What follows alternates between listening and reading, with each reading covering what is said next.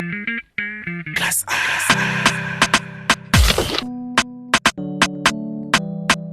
Classe A. Classe A. Classe A. Classe A.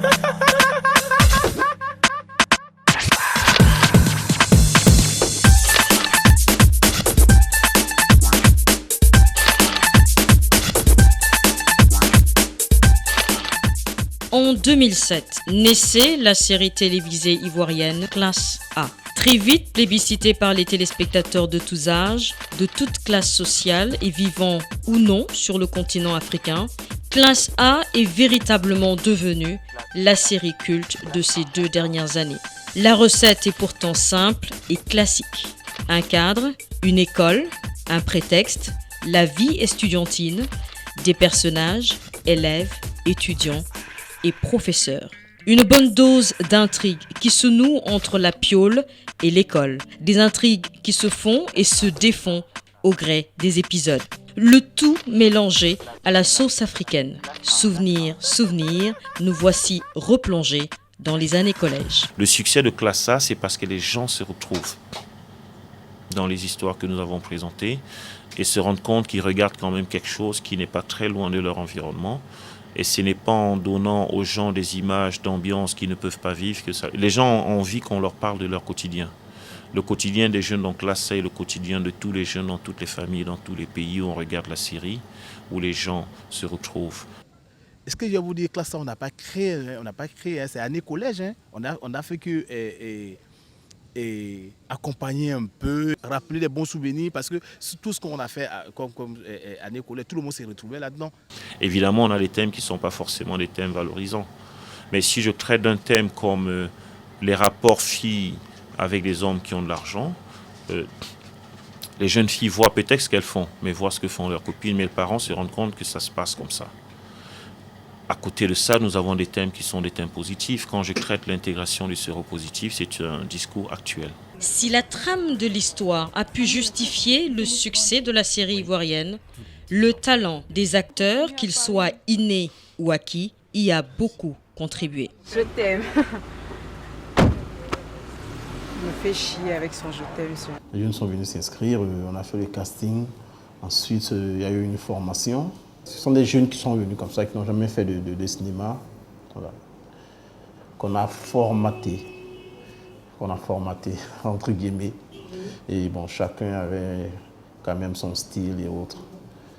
Et tout ça, bon, dans un mélange, bon, ça donnait Classe A, quoi. Dans la réalité de la série, une année scolaire s'est écoulée. Pour les élèves, étudiants, aussi bien que pour le corps professoral et les membres de l'administration, il faut se dire au revoir.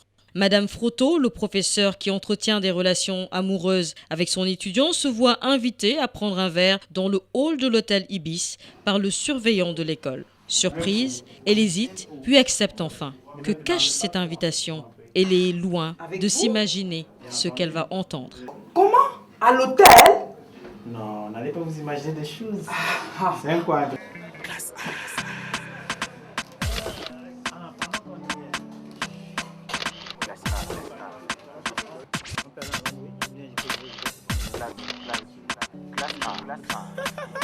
Non, on commence quand on finit.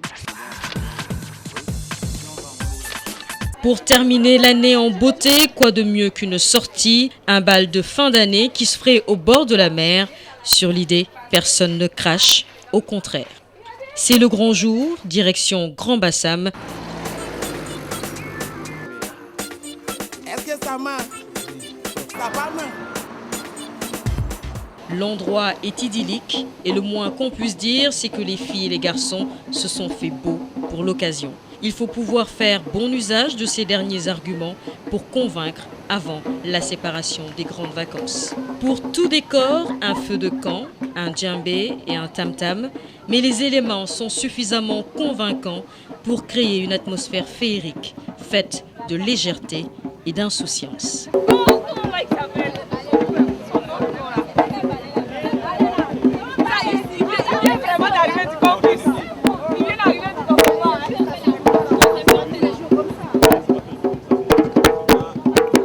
les situations décrites ici sont en effet prévues dans un scénario qui clôture une saison entière, la première saison de la série Classe A. Une saison au cours de laquelle 2 scénaristes se seront relayés sans que cela ne se soit fait ressentir, du moins pour le téléspectateur. Qu'est-ce qui a permis de garder intact ce scénario depuis la plume de Joseph Zadito jusqu'à celle de Malika Groga? Attends, je vous avais du droit ferré.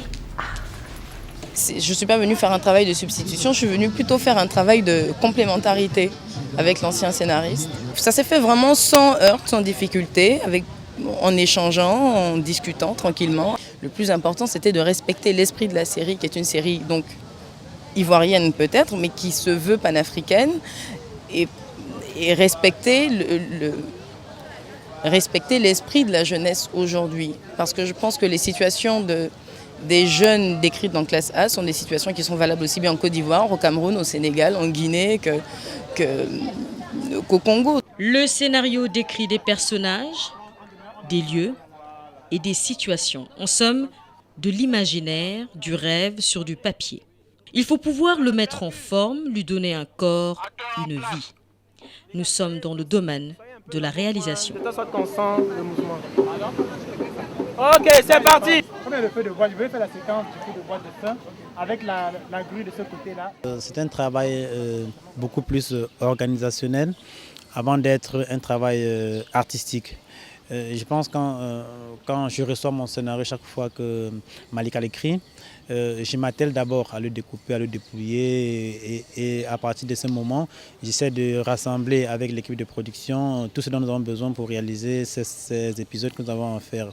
Ensuite, je m'arrange à ce que tout soit prêt pour les jours de tournage. J'ai fait des repérages pour que les lieux où nous allons tourner soient en conformité avec ce que la scénariste a écrit.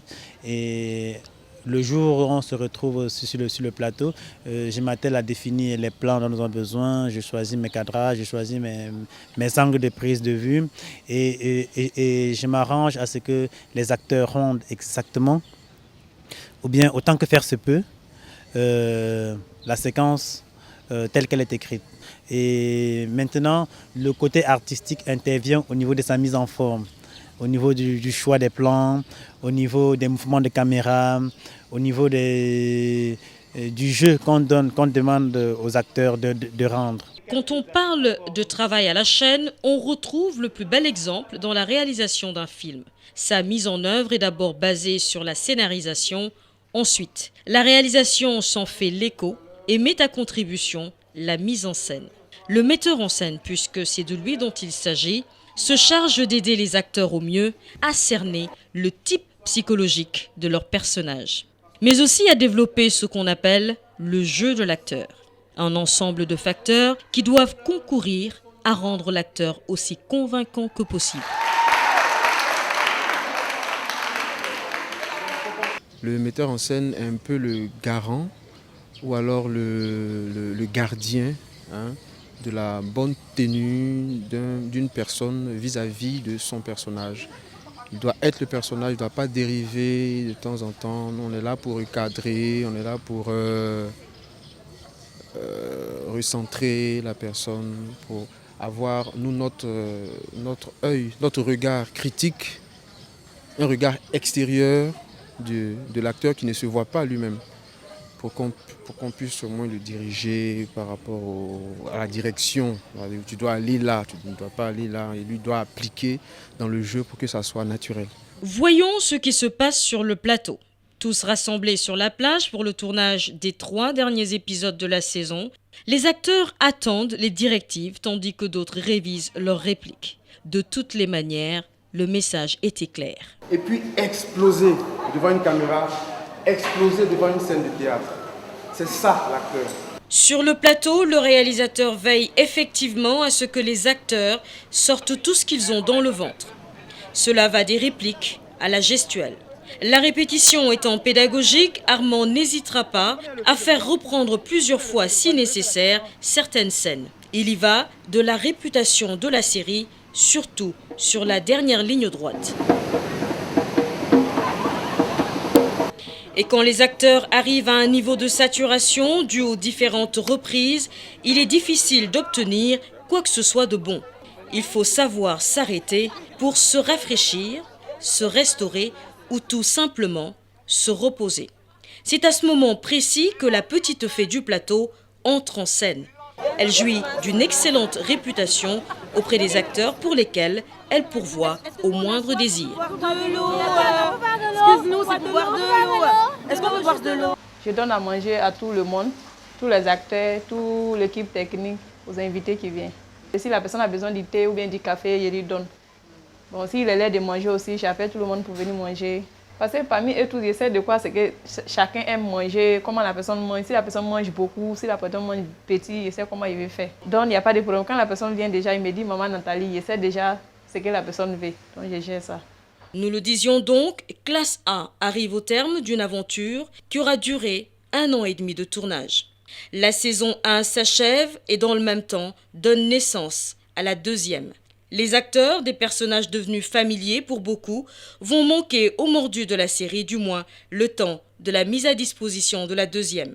En attendant, faisons plus ample connaissance avec la bande. Madame Frotto, c'est une dame aux yeux de tous, dure de caractère. Les élèves durs avec eux et puis autoritaire. Mais quelque part, Madame Frotto a un peu de penchant pour un de ses élèves. Vous voyez un peu la contradiction. Elle fait dur et puis derrière, elle nique un peu son élève. Ça ne m'a pas gênée parce que moi-même, dans ma nature, je sais que je ne suis pas comme ça. C'est un rôle qu'on m'a confié. Il fallait que je rende ce rôle. Mais ça ne m'a pas gênée, mais souvent dans la rue, quand je passe, et voici la femme qui cherche son élève là. Oui, j'en ris quoi. Afo Belinda, c'est le personnage que je joue dans la série Classe A. C'est une jeune fille délurée, un peu perdue, mais qui veut absolument rentrer dans la musique, dans le showbiz. Donc, elle a les atouts, la forme physique, tout ce qu'il faut, mais côté intellect, c'est mou, vraiment mou. Et donc, elle se fait avoir, mais elle persévère. Je dirais que je suis quelqu'un de très nature, très vrai. Et je ne sais pas, je ne supporte pas les ambiances moroses. J'aime la joie, j'ai des coups de barre, c'est vrai, mais je préfère quand on sourit autour de moi. Comfort, c'est le gros bras de Betty et de sa fille. Comfort, c'est la fille qui ne se laisse pas marcher là-dessus. C'est-à-dire dans l'école, tu ne peux pas chercher palabre à Comfort, c'est pas possible. Parce que tu sais même qu'elle va te frapper. Déjà par sa corpulence, et ce qu'elle va te dire, tu ne peux pas. Personne ne peut toucher à Comfort, personne. Comfort, dans la réalité, elle est très joyeuse. Un peu timide, je dis, mais j'essaie de beaucoup rire pour enlever cette timidité. Très, très chrétienne, parce que Comfort est dans une chorale. Donc, je me dis que le monde du cinéma, c'est un autre monde qui n'a rien à voir avec la vie que j'avais avant. Naomi, c'est une jeune fille de 21 ans qui d'abord a été amie à Agnès, qui lui emprunta très souvent ses vêtements. Et après, qui est devenue ambitieuse, qui avait voulu s'essayer dans l'audiovisuel, dans le cinéma, les pubs. Elle a rencontré Patrice Amiens par le biais de son ex-petit ami qui est Franck. Et voilà, par celui-là, elle espérait, ou encore elle espère, progresser dans ce milieu-là. Pour arriver à ses fins, elle est prête à écarter son ami Franck. Elle est sans scrupules. Je suis plutôt timide, un peu réservée, mais sociable quand même. Je suis vraiment différente du rôle.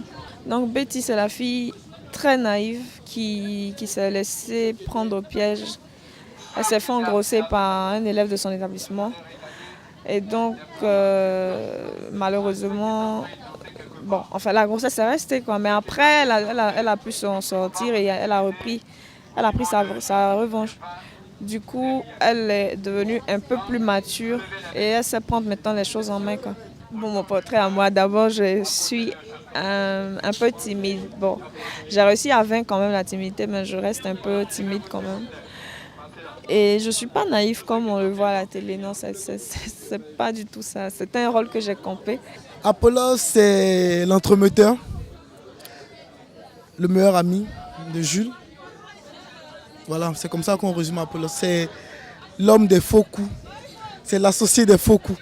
Voilà, c'est Apollos. Moi, personnellement, je suis quelqu'un de très ouvert et sincère dans mes rapports avec les autres.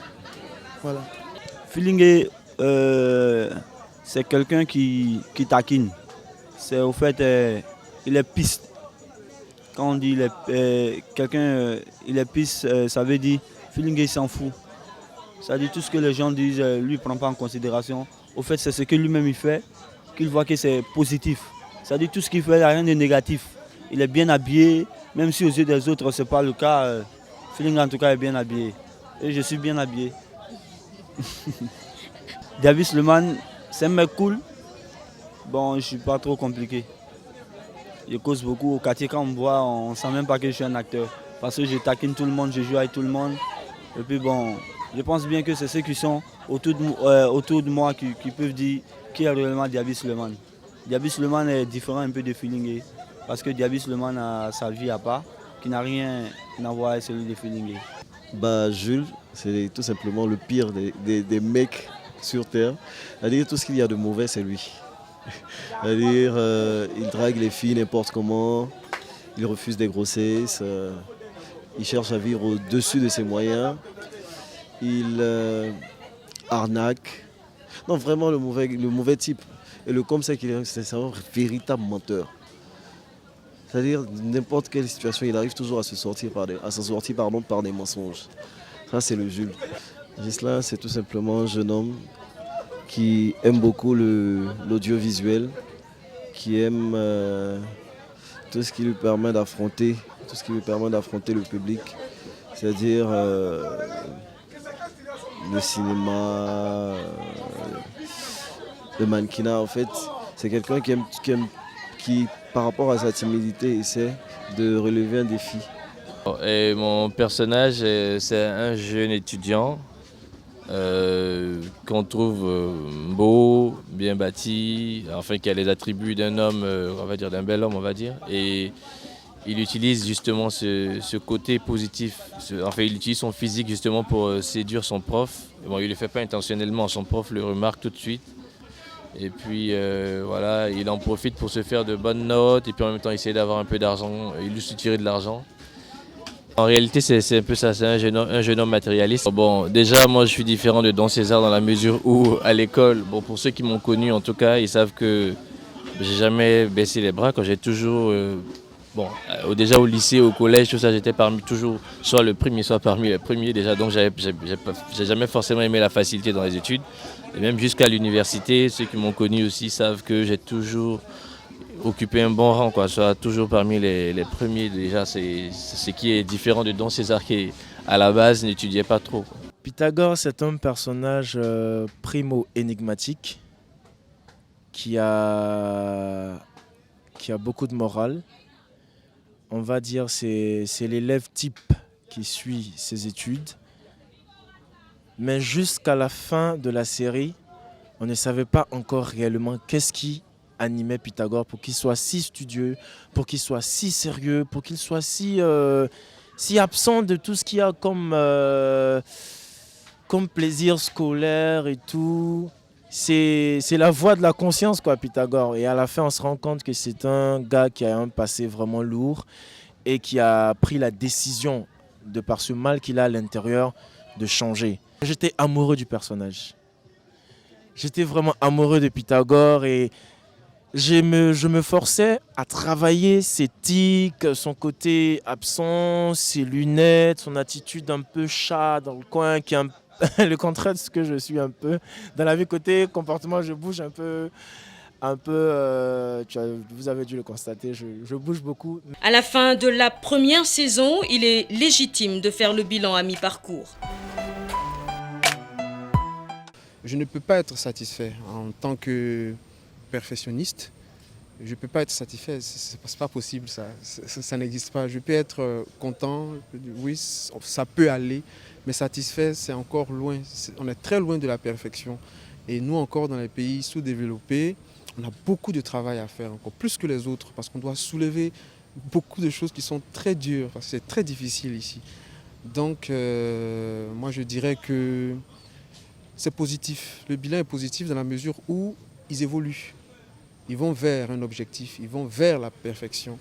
Et c'est notre travail, en fait, de pouvoir encadrer les personnes pour aller toujours de l'avant, pour atteindre le beau. De nouveaux acteurs issus du casting Côte d'Ivoire pour la 2e saison ont été intégrés dans le tournage des derniers épisodes de la saison 1. Parmi eux, le fils de la célèbre diva de la chanson ivoirienne, Aïcha Koné. Tchaga, puisqu'il s'agit de lui, fait partie des étoiles montantes de la musique ivoirienne. Peoula Zerewe. Elle fera également partie des têtes de pont de cette saison 2 de Classe A. Professeure de danse dans la vie, elle incarnera ce rôle aussi dans le film. Sa riche carrière internationale, elle la partagera avec les nouveaux entrants de la série. Tout comme Tchaga et Peoula, leurs pères ont également été choisis après un casting sur la base de leur talent artistique. L'exercice le plus difficile a été de dire ce qui a pu déterminer le jury à porter son choix sur eux. Je pense qu'il y a tout le travail qui a été fait derrière, parce que déjà la volonté m'a permis d'affronter toutes les épreuves. On a eu un casting des épreuves un peu rudes par moments qui ont été très physiques.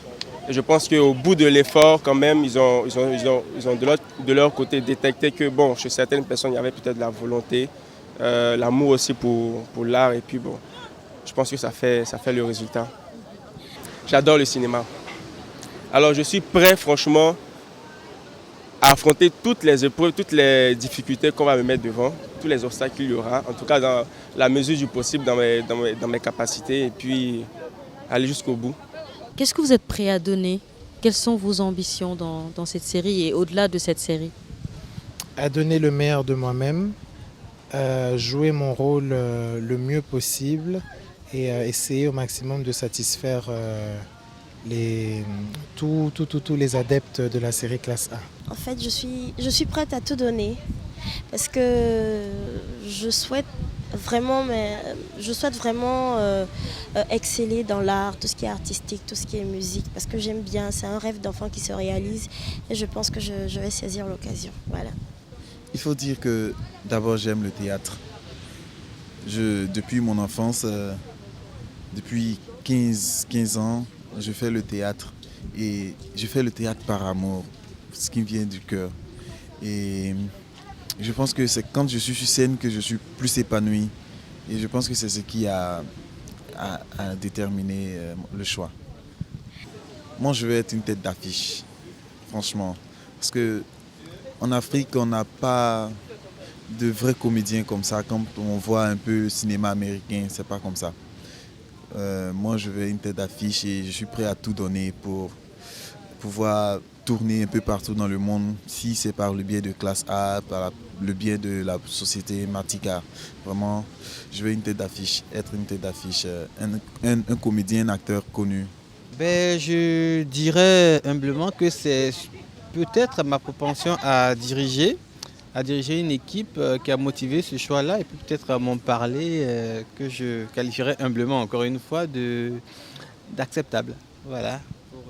Et je pense qu'à Matika, le fait que M. Jean Hubert me fasse confiance, le fait que Matika me fasse confiance pour la formation de ces jeunes en danse, c'est une joie. C'est d'abord un challenge, comme vous le dites, mais c'est une joie énorme, c'est un bonheur pour le travail qu'on fait dans l'ombre. C'est un bonheur de pouvoir montrer ce qu'on fait et ce qu'on mérite aussi. Ça veut dire que vous allez exploser dans cette 2e saison? J'aimerais bien.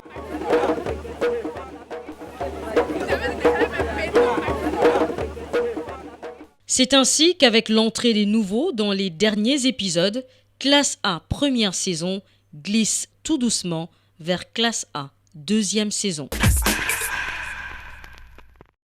Les autres acteurs issus des castings du Cameroun, du Gabon, du Bénin, du Burkina et du Sénégal seront eux intégrés dans la saison 2 à proprement parler. Un casting lancé simultanément dans 6 pays avec un engouement à la hauteur de la réputation de la série. Classe A. Bientôt, le casting de Classe A du Sénégal. Vous êtes jeune, vous voulez faire partie des acteurs de Classe A. Bientôt, sur 2STV, vous aurez le lancement du casting pour la 2e saison à Dakar.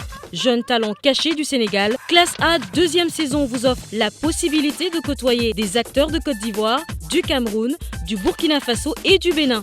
Bientôt, sur 2STV, le casting 2e saison de Classe A pour le Sénégal. Du Sénégal, ce sont pas moins de 500 dossiers qui ont été envoyés à la société Martika, productrice de la série.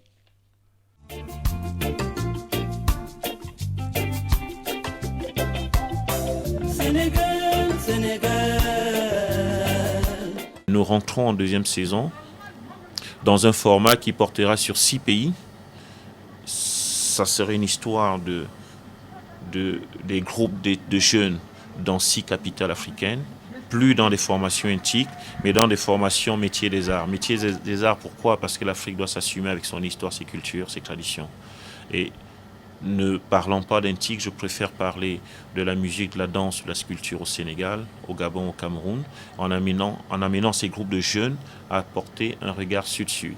J'ai besoin d'ouvrir la série à d'autres pays africains pour que ces gens qui me regardent au Sénégal, ces gens qui me regardent au Cameroun, au Gabon, en 2e saison, se sentent encore plus concernés. Ce soir, nos routes se séparent. Et j'espère qu'à notre retour, nous serons tous pleins de courage et d'abnégation. Combatifs, ambitieux, en somme, des étudiants classe A. Annoncée en grande pompe, la 2e saison promet de meilleures histoires, des intrigues plus palpitantes, une forte dose de culture et surtout beaucoup de mouvement. Une ligne aussi colorée. Des rêves, le producteur de Classe A en a plein la tête, des rêves qu'il se donne les moyens de concrétiser au bonheur des téléspectateurs. Pourtant, la première saison n'a pas été de tout repos, elle a même été angoissante parfois. Partenariat à sens unique, entraînant des pertes financières, quasi-gratuité des diffusions de la série, tout y est passé, mais le moral, malgré tout, reste encore au beau fixe. La première saison nous a complètement fragilisés financièrement parce qu'on est en perte, et c'est une perte énorme. Mais à côté de la perte sur la balance, j'ai une saison en boîte. Ça devient une référence, ça devient un capital. On aurait pu inverser la perte pour pouvoir dire aux gens on est capable de faire une série. Nous sommes attendus en 2e saison par toutes les chaînes qui nous diffusent. Nous sommes attendus en 2e saison par tous ceux qui n'ont pas cru en nous. Mais la série s'est avancée. Au-delà de l'Afrique, nous touchons tous les continents sauf l'Asie. Quand vous avez ce succès de façon inattendue, toutes les chaînes à qui j'ai présenté la série ont voulu la diffuser. L'autre débat, c'est que les chaînes payent ou pas, mais c'est ma réalité. Au Sénégal, son principal partenaire a répondu favorablement pour une collaboration plus étroite. La première chaîne de télévision privée du Sénégal accepte de poursuivre le partenariat dans des conditions intéressantes, que ce soit sur le plan financier ou logistique. Au Sénégal, ça a été une nouvelle expérience et une première édition. Je pense qu'on a eu un superbe feedback, en tout cas en termes d'audience. Le producteur en sait quelque chose, mais nous sommes disposés en tant que chaîne de télévision privée à améliorer les conditions de la collaboration, à faire de sorte qu'au niveau de la 2e saison, qu'il y ait plus qu'un retour d'audience simple, qu'il y ait aussi un retour financier, parce que la production demande énormément de moyens, surtout en Afrique. Et c'est justement pour ces raisons-là qu'on l'a accompagné, vu qu'il n'y avait pas forcément un superbe retour financier, à faire le casting, l'accompagner dans les préparatifs, on va dire, de la 2e saison. Je pense que ça va avoir un niveau 2-3 fois supérieur à la première saison.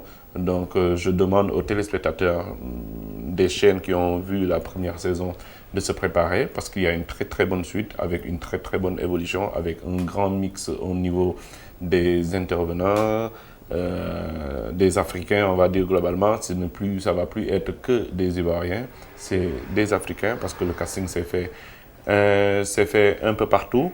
Et je pense que ça va faire un bon carton. Classe A, la série ivoirienne au départ est en passe de devenir la série panafricaine par excellence.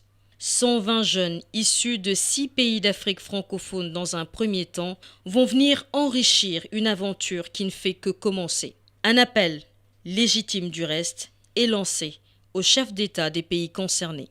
On prévoit faire une démarche institutionnelle. Si je fais une série ivoirienne qui devient panafricaine, si j'intègre des jeunes de différents pays, moi je me sens obligé, pour moi c'est une évidence, de présenter ce projet aux différents chefs d'État au présent des républiques, des pays où je vais tourner la deuxième saison. C'est-à-dire le Cameroun, le Gabon, le Bénin, le Sénégal, le Burkina Faso et bien sûr la Côte d'Ivoire. Ma démarche, c'est de leur dire que voilà ce qui s'est fait. Ça a commencé timidement. Voilà ce que ça donne. Mais surtout, nous allons intégrer dans cette série des jeunes de votre pays. Le soutien peut être tout simplement matériel. Nous projetons déjà à peu près 450 nuitées pour réussir la deuxième saison, tout pays confondu. On est à pas loin de 120 billets d'avion, des véhicules. Mais si on a déjà ça, on a la moitié du budget.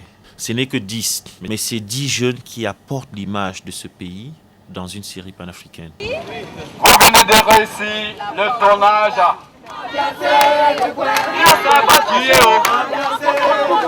J'ai dit danser haut. J'ai dit taper les mains. J'ai dit sauter plus fort. J'ai dit sauter plus fort. Grâce à Batué.